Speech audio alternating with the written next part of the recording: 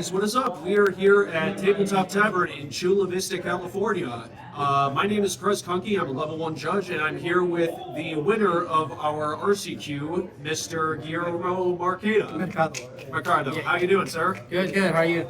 Oh, we're doing well. I just want to say, first off, congratulations on the RCQ win. You came in as a number 1 seed. You took the 2 intentional draws to get up there, and you just crushed it on the way up to top 8. So we're here with Izzet Creativity. For anybody that's seeing the deck for the first time here, would you be willing to explain to us how the map works?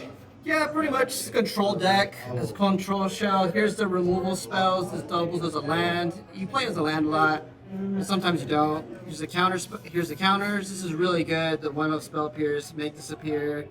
And here's like the enablers, the Fable, big score, and then the dig, the draw to help find your combo. And then these are also enablers as well. And here's the combo. You just creativity for 2, get 15/15 play, give it double its power, attack for 30. It's kind of like a twin deck. Pretty straightforward. If you have mutables, you could target. You have the Shark Typhoon. You have the Clue tokens, big score tokens, and Fable creature and treasures. Pretty straightforward.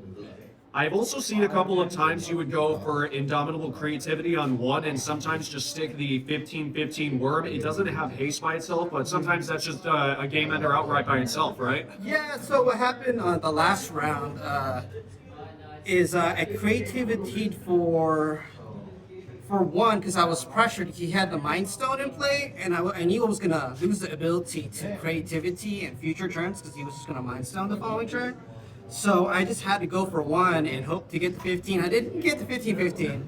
I got the God, which was fine, and I still won that game. So like, it has plays outside. If you don't get the combo, you can still win. I remember you had a Fable of the Mirror Breaker out, and this is a nice piece of the deck also because you get a creature and a token with it, and it loots you cards. So like you said, you can find your combo pieces here. So that's probably one of, if I understand this right, probably one of the best cards in the 60.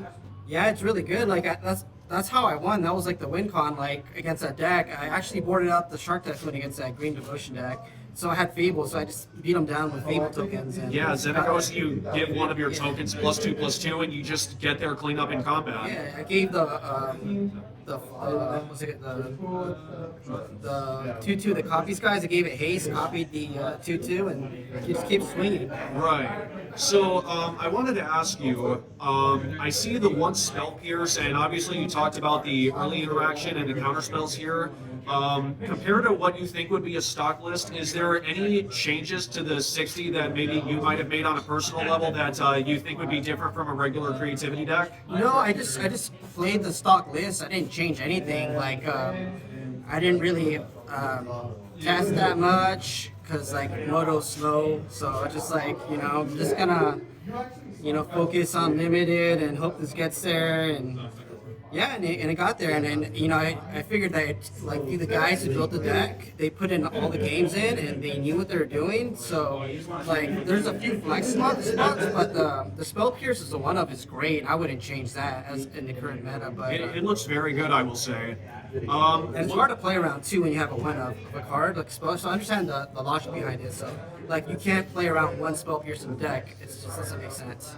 Yeah. So if you're willing to share this, would you briefly want to tell us what kind of matchups you like seeing in this kind of field, playing creativity, and what kind of matchups maybe you would rather not see in the field?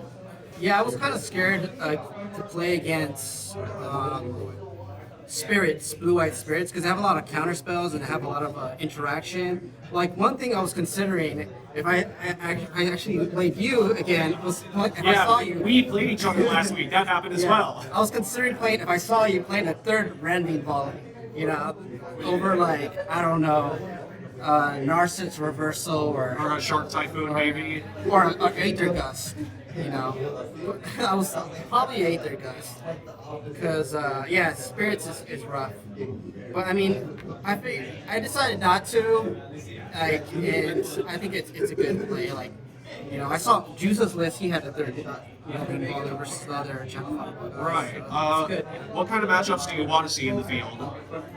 I'm pretty comfortable playing against everything. Maybe not the mirror because it's grindy. But I mean, you could still you have a lot of game in the mirror. Just board out the combo, bring in a shark typhoon in the corner. Against anything mid-range, I would assume it's pretty favorable because you can see the combo here. You can just get there at your own time. Yeah.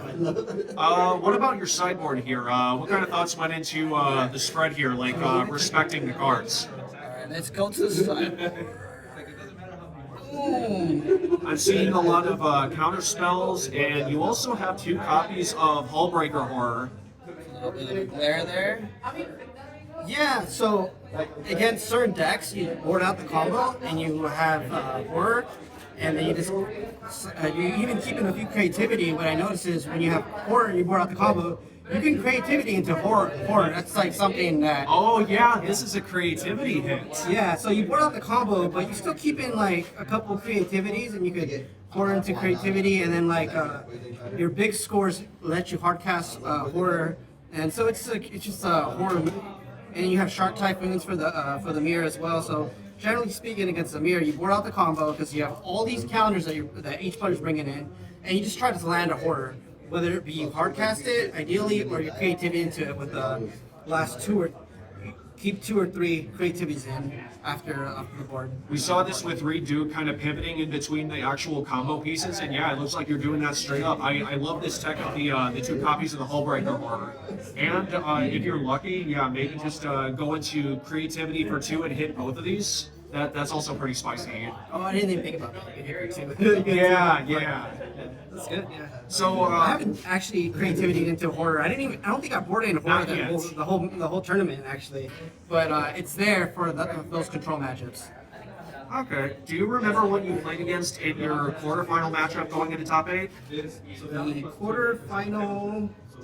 So the first one was mono white. What did I play against? We'll cut this part out. I actually saved it in my my thing here.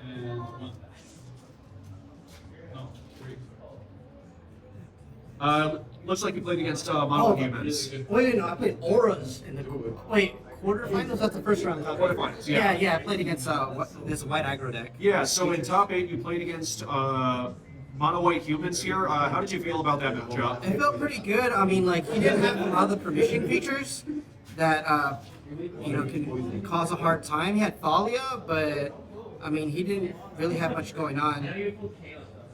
It could be a rough matchup if they curve out and get permission creatures, and Containment Priest is a card to watch out for.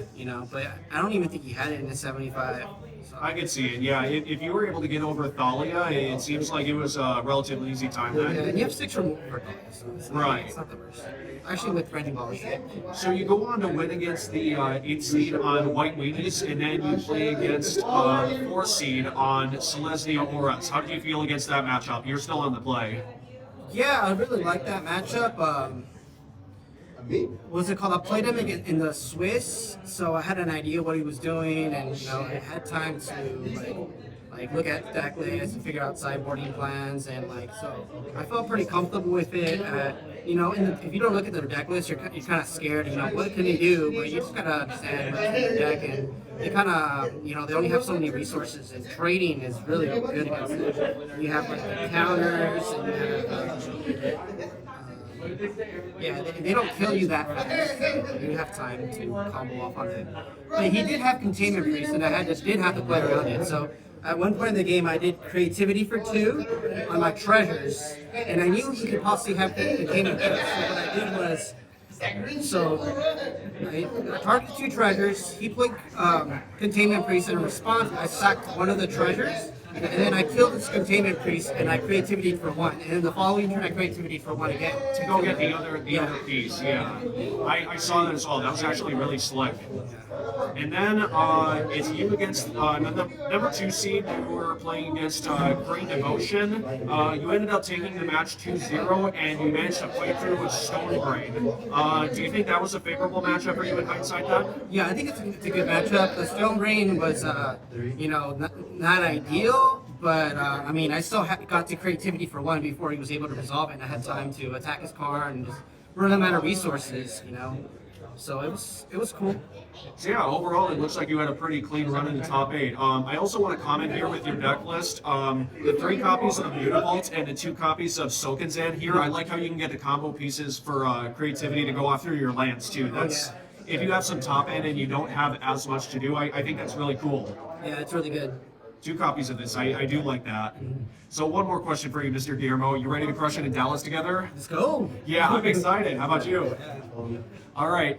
Yeah, this has been President Mr. Guillermo here from TableTop Tavern, and this has been our deck tech on the blue-red creativity as you saw us. Yeah, this has been a great RCQ, all I will say. This is our big champion here, and I know he's going to crush it in Dallas. All right. See ya. Thanks for watching, guys.